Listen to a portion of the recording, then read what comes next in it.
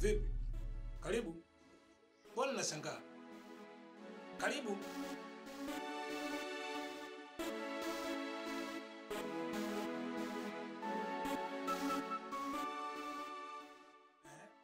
Ulikuwa wapi? Una wiki mbili hapa ndani haupo. Nimeambiwa wewe wiki mbili hapa haupo nyumbani. Ulikuwa wapi? Mangu, kwenye kikundi kile mwenyekiti amefiwa na mama yake. Kwa hiyo ndo tumeteuliwa watu watatu tumsindikize kwao Mwanza. Kwa hiyo kama kumsindikiza Mwanza, na maana taarifa mimi mmeo sina. Hata kupigia simu kunijulisha kwamba wewe umekaa tu kimya. Mimi nitapata taarifa kwa nani? Nitajua kwa nani? Mimi nimeambiwa wiki mbili wewe kwa upo hapa. Hapo kweli nilikaa Afrika. Na hata hivyo niliwaza labda utachelewa kurudi, kama ulivyoaga mwenyewe utakaa mwezi mzima. Sawa. Kama nimesema ulikuwa hapo huko wiki mbili, yani basi karibu ndani. Karibu nyumbani. Asante. Pendo lililojaa visa vioja, yani moja kwa moja naona yateketea yangu familia. Mshika shauli tatu nasi moja, hafanikiwa tamala moja, utapokosea utasimuliwa. Ndugu yangu, kama nilivyokuambia kwenye simu, kiukweli nimechanganyikiwa kabisa. Nikafikiria nikasema nije kwanza kwako. Yaani tokea limejitokeza hili jambo ambalo linaniumiza kichwa, kiukweli nakosa kabisa amani. Kuona? Kwani nini tatizo sasa? Kaka, unajua ni kwamba tunapambana sana. Umehangaika sana kwenda kuhakikisha kwamba mimi nafanikiwa kumwoa Sabrina. Mpaka baba yake ameturahisishia jambo liweze kufanyika. Yalikuwa ni maandalizi tu madogo madogo, mimi niweke usawa kwanza kule kwa mwanamke wangu yule, si umeelewa, na ile jambo liweze kufanyaje kupita. Lakini kaka, Sabrina amekuja nyumbani kama mbogo. Kaja nakwambia kafuka ananiambia, sasa nisikilize kwa makini. Wewe baba yangu kakupa nafasi ya kuja kunioa mimi kwa mahali ya msaafu. Lakini nayo pia inakuwa ngumu. Muda nao pia unapita. Hivyo ukweli uko serious kunioa mimi wewe? Sasa mimi nimekaa, nimefanya maamuzi yangu na mimi. Kwa sababu wewe unanichukulia mimi mtoto, kwa sababu wewe unafanya masiara, mimi nimekaa, nimetafakari kwenye kichwa changu na mimi nimefanya maamuzi yangu. Sabrina anasema, kama unahitaji kunioa mimi, hakikisha unamwacha mwanamke wako.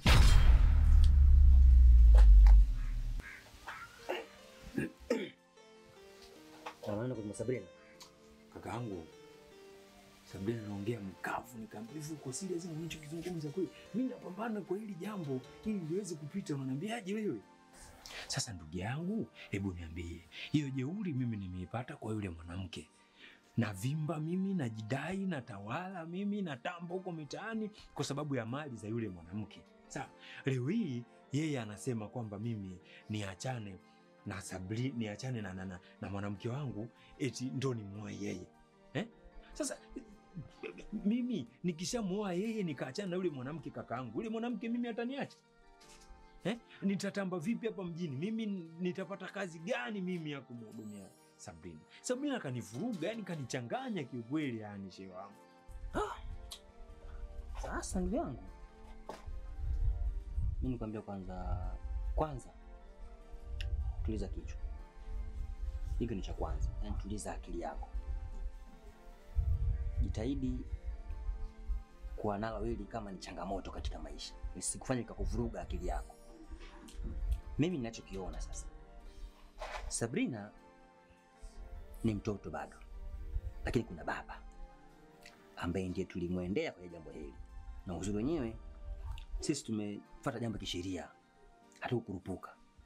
Laiti kama tungekurupuka, tungesema labda tunafanyeje, lakini tumeandika barua, tulipeleka kwao, zikatujibu. Si unaelewa vizuri?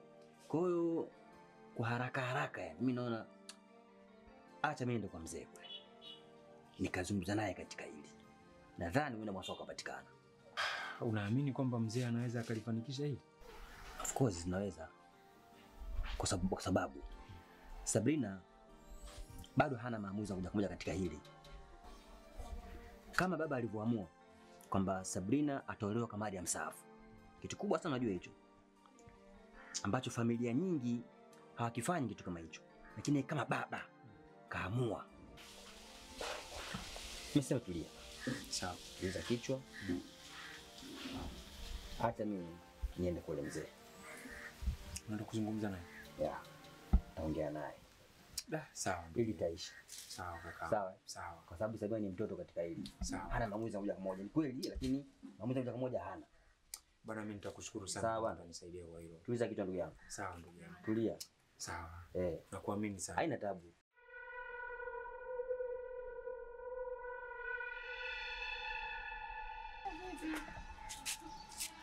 Usifanye uelewi. Yaani usifanye uelewi kabisa.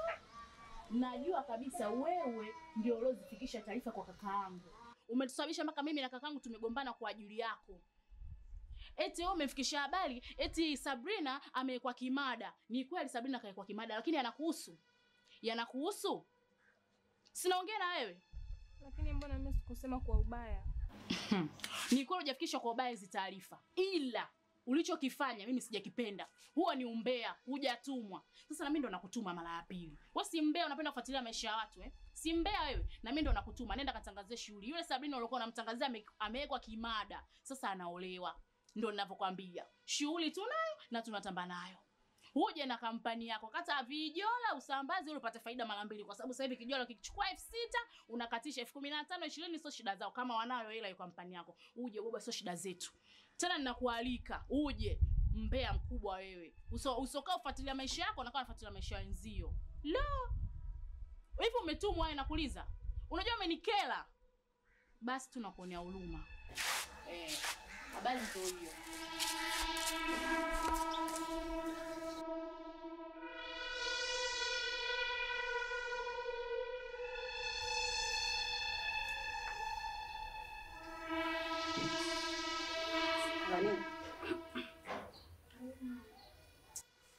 Hivyo Vanilla una nini wewe? Una nini? Kilichokufanya umwambie mume wangu kwamba mimi nimeondoka muda wote ambao nilikuwa sipo hapa au yote umwambie. Kitu gani? Mimi sikumwambia kwa nia mbaya. Kwa nia mbaya? Kwa mwenyewe umeona umemwambia kwa nia nzuri kabisa. Au ulikuwa unaona unajenga unabomoa hapa? Yeye alikuja aliulizia, mimi nikaona bora tu nimwambie. Au unamtaka mume wangu wewe? Unamtaka mume wangu? Hapana mama, naomba nisamehe. Sasa natoka. Na ili akirudi uje umwambie. Aibu imetawala usoni, magumu mazito sana kifani, machungu yamenijaa moyoni jamani. Si rahisi pata kweli wa yale maovu yaliyotokea.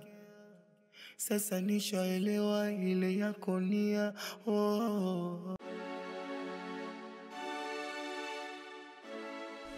Bwana Abu namba 1. Fanya mpango bwana niletee ule mzigo hapa. Mimi naona bidhaa ishapungua hapa. Fanya hivyo. Sawa. Sasa hizi ndio. Nakusalimia. Ile dawa niliyokuambia inachemka. Sasa imeshaiva. Nipe funguo. Funguo gani? Nipe funguo hapa dukani. Sasa funguo ya duka Utokea lini wewe ukafunga na kufungua duka? Hebu ni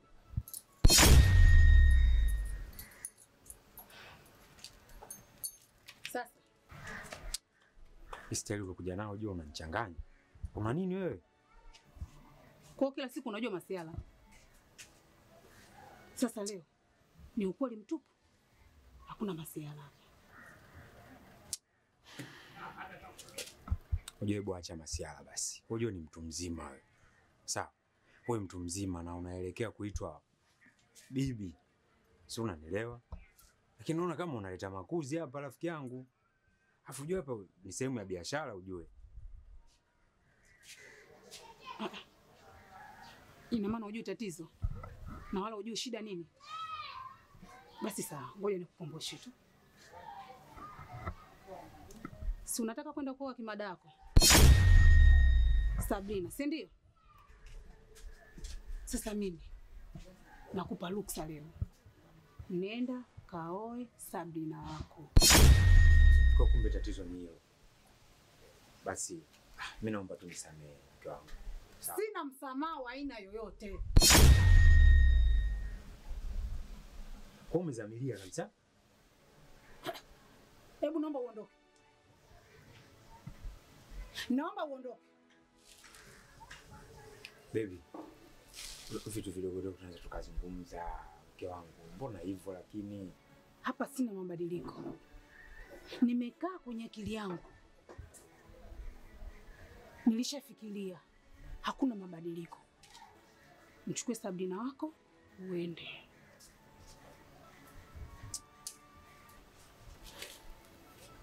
Wewe umeshikilia, unataka mke wako umuoe Sabrina. Na mimi uwezo kukulisha wewe Sabrina wako? Hapana, hicho kitu. Pesa zangu hazigawanyiki. Ushanielewa vizuri? Pesa zangu hazigawanyiki. Kwa hiyo nimekaa na akili yangu, nimeona bora nikutoe tu. Wewe ndo kafanya maisha yako na mwanamke wako.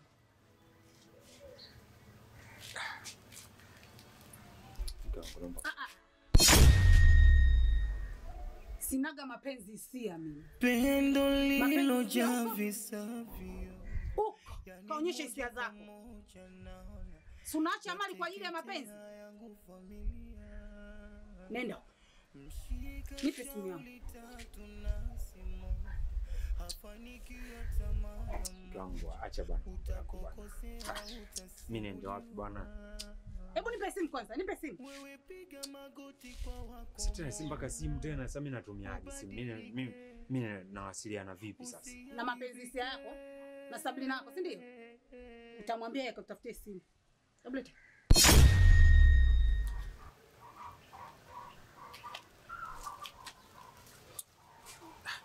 Nyosha njia. Nisamehe bwana. Nitaenda wapi bwana? Ngoja nikuitie watu. Nikuitie watu hapa. Uko yuko serious kabisa, mimi naondoke hapa. Kwani usichokielewa nini? Wewe unataka mimi? Nimekwambia naomba uondoke. Naomba uondoke. Sasa unataka mimi nikaishi maisha gani? Unataka mimi nikawe chokolao? Unataka mimi nikaokote makopo? Unataka mimi nikaishi maisha gani? Mgangu nisamee bwana. Kama nimekosea mimi na tutakaa chini tutarekebisha tu. Naomba nisamee.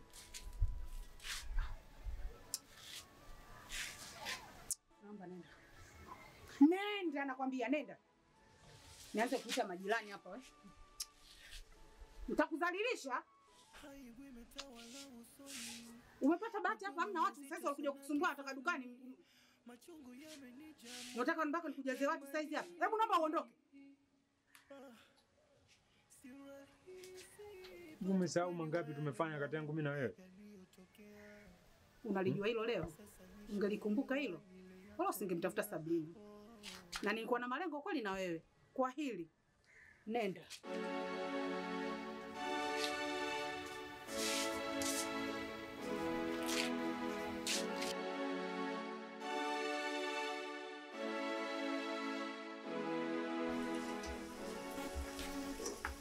Faza. Vipi? Safi bwana, shikamoo. Leta bwana. Kwema? Mzima. Vipi bwana? Naam. Nimekuaje sasa, mbona maswala yangu ya kodi kimya? Mimi tumeahidiana kwamba mimi nikitoka wewe unatumia langu kwenye simu. Sasa una kimya mpaka leo vipi? Inakuaje? Kwenye hilo mzee naelewa. Ukweli kabisa kuna mambo kidogo hayako sawa hapa katikati. Kuna mambo kidogo yameyumba na ndio maana umepata kuona kimya. Sasa nikasema siwezi kukupigia simu nikazungumza na wewe kwa njia ya simu. Kwa nikawa nasubiri urudi ili niweze sasa kukutafuta alafu tuzungumze kuhusiana na hili. Lakini bahati nzuri na wewe ndo umerudi. Ila mambo tu hayako sawa mzee wangu. Nimeyumba kidogo hapa kimaisha. Sasa maisha yako yameumba ndio sawa. Inatakiwa hii nyumba mimi nimejenga ni kwa ajili ya nyumba ya biashara. Yaani nataka kodi, yaani nikipata kodi yangu ndio nafanyisha mimi maisha yangu nifanye kwa sababu kodi ya nyumba nimejenga kwa ajili ya biashara. Sasa unavyosema kwamba nisubiri maisha yameyumba na nini, inakuaje sasa? Mimi sijakuelewa bado. Naelewa mzee wangu na ndio maana nikasema tukionana ndio nitazungumza vizuri na wewe. Kuna maisha kidogo nimepitia hapa ambayo mimi mwenyewe sikuyatarajia. Wewe mwenyewe unajua mzee, sijawahi kukusumbua kipindi cha nyuma. Sijawahi kabisa kusumbua kuhusu kodi. Ndio mara yangu ya kwanza. Kuna mambo kidogo maisha hapa yameyumba na ndio maana umeona kimya. Kwa hiyo nikasema kumwambia mtu kwenye simu ni kitu ambacho sio kizuri. Kwa hiyo tukionana mzee akirudi, mimi nitamtafuta ili tukae chini tuzungumze kwamba nivumilie kidogo. Naomba kidogo uvumilivu wako mzee wangu. Sasa mimi nimekubalia uvumilivu, lakini ninachokwambia nakupa wiki hizi mbili. Wiki mbili tu nitafutie hela zangu nizipate. Na kama hujazipata ndani ya wiki hizo mbili, natoka uhame hapo kwenye nyumba.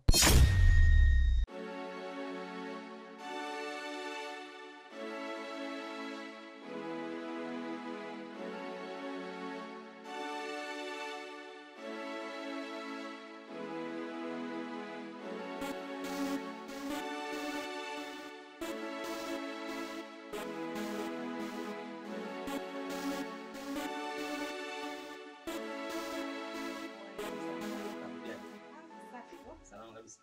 Nashukuru Mungu. Mambo unasemaje? Hamna shida kabisa, tuendelee vizuri. Upo samahani shemeji yangu.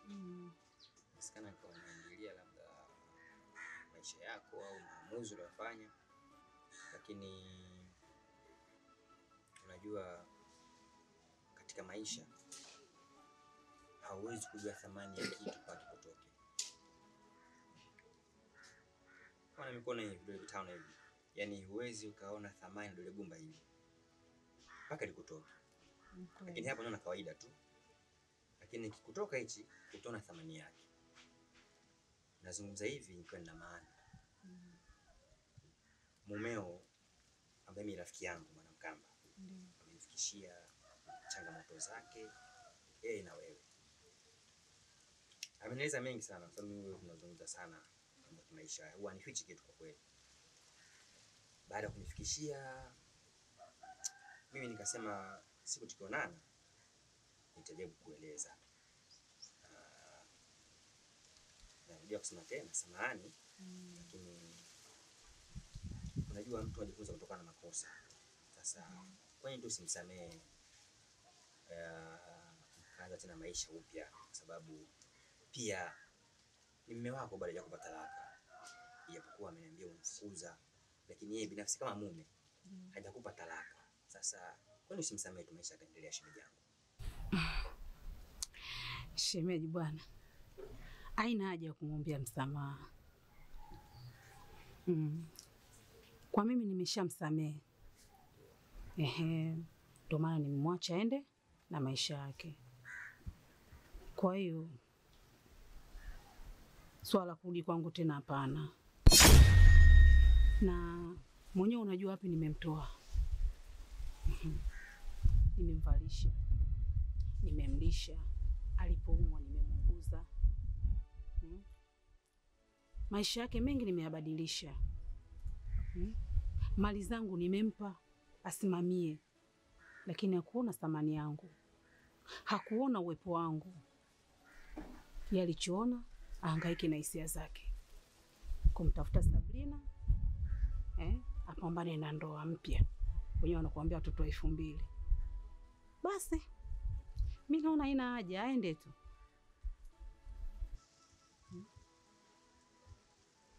Unajua shemeji, maisha na changamoto sana. Unajua vijana sisi tunakuwa na mambo mengi. Hata ujui wakati mwingine kama ulipo na adhabu gani au ulipo pana thamani gani. Lakini kama nilivyosema mwanzo, mtu hujifunza kutokana na makosa shemeji yangu. Samehe. Kwani shemeji, unataka kuniambia wewe maisha ya Mkamba hukuyapenda? Maisha mazuri kwa naishi napenda of course. Sasa shemeji, mimi nilifikiria kama vipi basi hiyo nafasi nikupe wewe.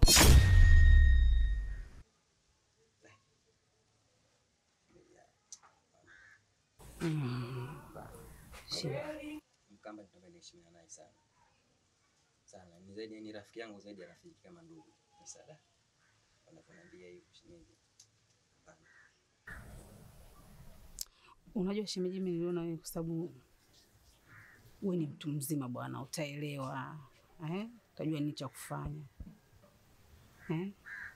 Nitakupa kila kitu ambacho nilichokuwa nampa Mkamba. Wasiwasi wako ni nini?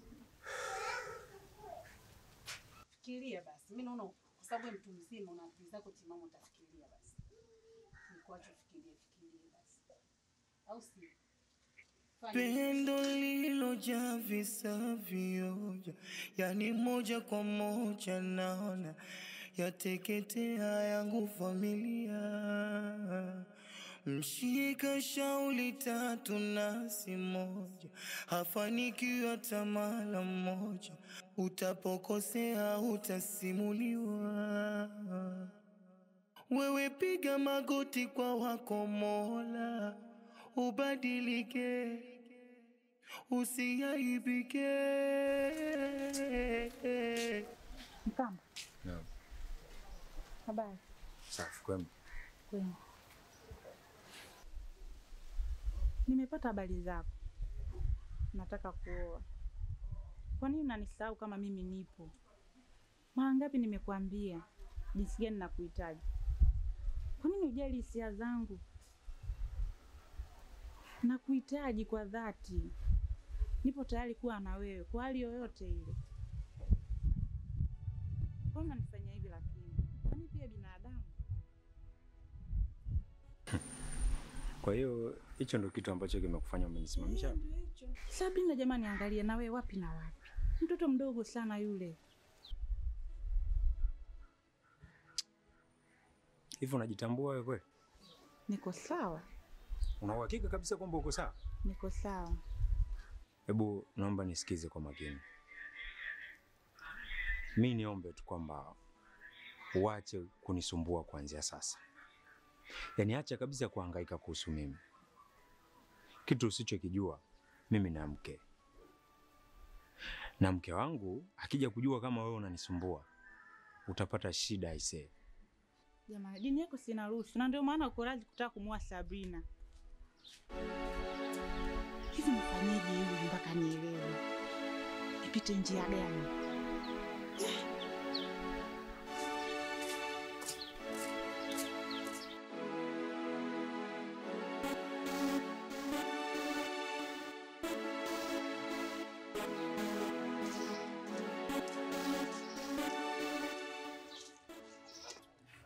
Dada samani. Hata bila samani. Wewe unaishi huko? Sio mwenyeji sana. Make nimehamia juzi kati hapo. Sawa. Nimetoka huko sasa hivi. Lakini nimekuta mlango umefungwa. Na shida yangu ilikuwa ni Mwamvita. Hivi umepata kunionea kwenye macho yako kati ya leo hivi au jana? Huyo Mwamvita alishahama. Na amehama na muda sasa. Dada, una uhakika na unachokizungumza? Na uhakika. Sasa unaweza kujua wapi kahamia? Hapana. Una uhakika na unachozungumza kweli? Na uhakika. Si ndio huyo alikuwa anakaa chumba cha katikati hapo? Ndio. Chumba lichohama ndo na mimi nakaa. Chumba cha pembeni huko yupo Mama Hasani, hiki kingine yupo Mama Ayubu.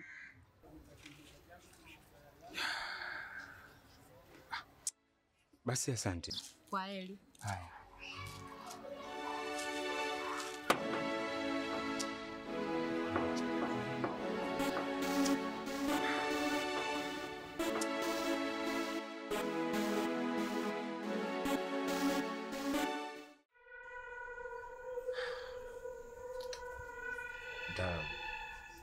Yaani kweli kabisa nimevurugwa. Nimechanganyikiwa. Maisha yangu yamekuwa kama ya mwenda wazimu. Yaani wakati niko naye yule mwanamke, mimi nilikuwa natamba mjini hapa. Nilikuwa nashika hela. Lakini toka amenipokonya zile mali, nimekuwa na maisha magumu sana kiukweli. Yaani naishi kwa kutangatanga. Nimekuja kwako mganga Mafuriko, naomba unisaidie. Haya. Kijana, sura yako inaonyesha kweli una matatizo. Hapa kwangu umefika. Nitakusaidia. Tawile mganga.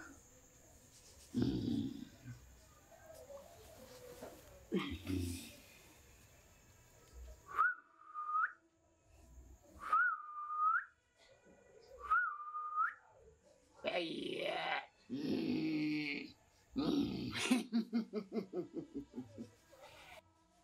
Tatizo lako ni dogo sana. Kweli? Ni kweli. Sawa. Nitakusaidia kijana. Sawa. Nitakupa dawa 2.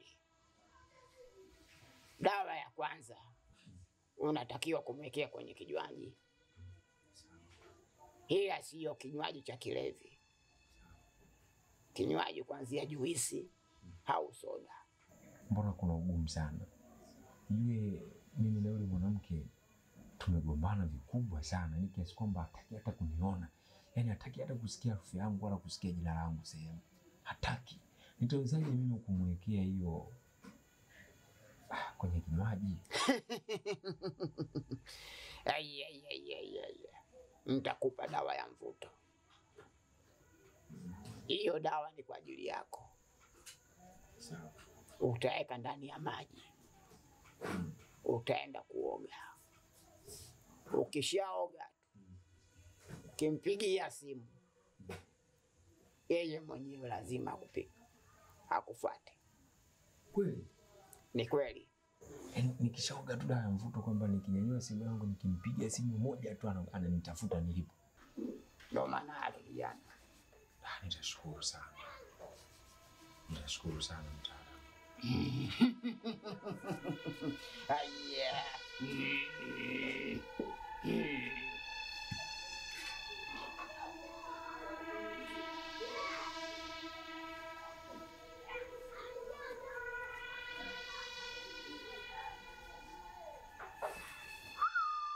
Shika hii dawa.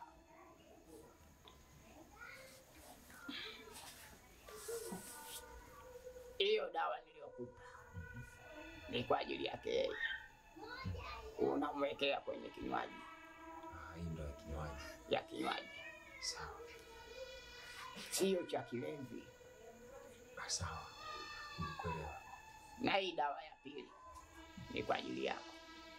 Hii ndio ya mvuto. Ya mvuto. Ambayo nikioga hii nikimpigia simu tu hatanisikiliza. Atakusikiliza. Sawa.